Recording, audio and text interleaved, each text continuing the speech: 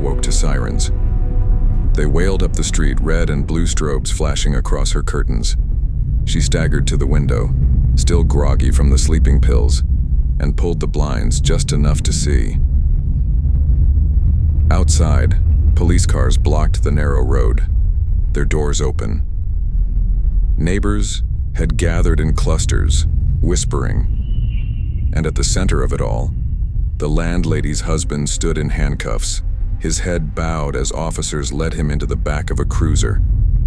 Reporters shoved microphones at the police chief, cameras flashing in the morning gloom. Mara's chest tightened. She turned on the TV, her hands trembling. The news was already covering it live. A reporter, hair whipped by the cold morning wind, spoke breathlessly into the mic. Authorities were called this morning after residents discovered a wall upstairs had mysteriously collapsed overnight. Behind it, investigators uncovered a sealed room believed to be tied to the disappearance of a young woman last year. Mara's breath caught in her throat. Collapsed. Overnight? Her mind shot back to the scream that had nearly split her skull the night before. "Let me out!" And the thunderous bang that had thrown her to the floor. The wall upstairs. The spirit. She hadn't imagined it. The feed cut to shaky footage from inside the building. Neighbors must have filmed it on their phones. The camera panned across splintered wood, bricks blown outward as if from a tremendous force within, not decay, not wear. A violent expulsion. As you can see, the reporter continued, the wall appears to have been shattered open with brute force despite being sealed for decades inside. Police found personal belongings believed to have belonged to the missing tenant. Bloodstains were found as well. Mara's hand went to her mouth.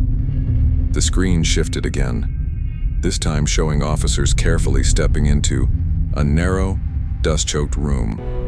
Unit 404, the room she had stood before only hours earlier. No number plate, no door to the hall.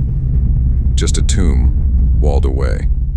Then the camera followed as the investigators moved deeper. A second discovery.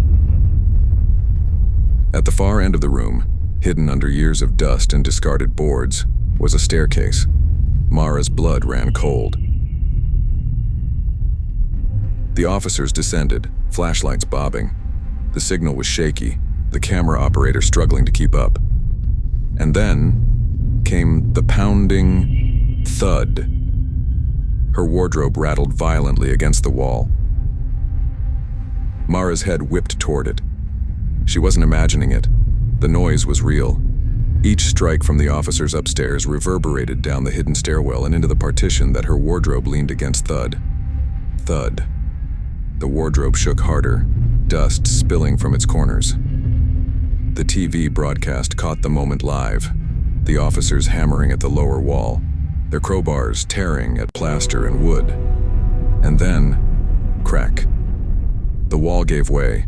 Her wardrobe lurched forward, crashing onto the floor.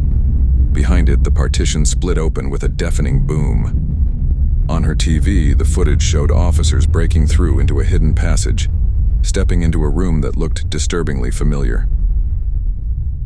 Her room. The reporters shouted in shock, cameras zooming as realization spread. We're seeing now that the sealed stairwell led directly into Unit 304. The tenant inside has been unknowingly living against the wall of the crime scene itself. Mara staggered backward, the roar of the reporters and police blurring into static. She looked at her screen, then at the shattered wall in her own apartment. It was true.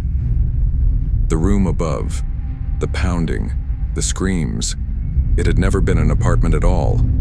It was the upstairs chamber of her unit, sealed after the murder, disguised by the landlady's lies. The woman's spirit hadn't wanted Mara to suffer the same fate.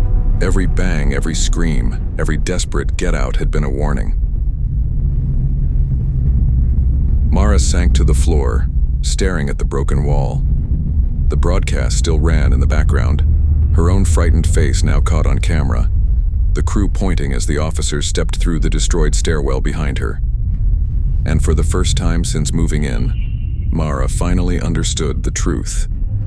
Unit 404 had never existed. There was only 304, and the dead had been trying to save her.